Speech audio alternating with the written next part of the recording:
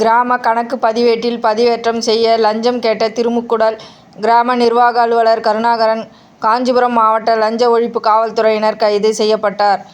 காஞ்சிபுரம் மாவட்டம் உத்திரமேரூர் ஒன்றியத்துக்குட்பட்ட திருமுக்கூடல் பகுதியைச் சேர்ந்த ராமன் மகன் குமரவேல் என்பவர் அரசு இலவச வீட்டு மனை பட்டா மாவட்ட ஆட்சியர் அவர்களால் கடந்த காலங்களில் வழங்கப்பட்டுள்ளது. இந்த இலவச வீட்டு மனை பட்டாவினை கிராம கணக்கில் ஏற்ற திருமுக்கூடல் கிராம நிர்வாக அலுவலர் கருணாகரனை அணுகியுள்ளார்.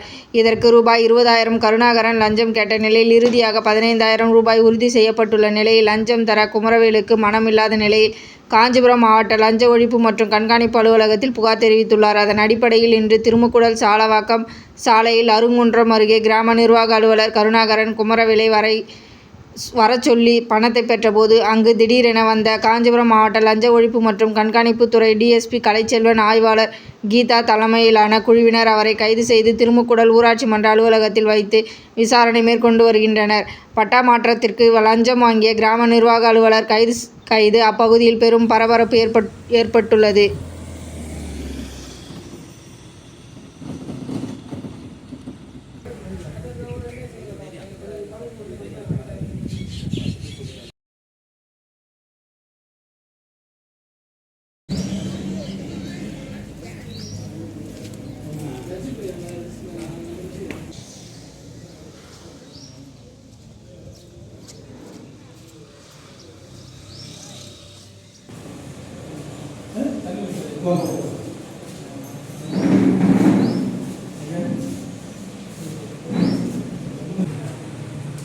கையெழுத்து வரும்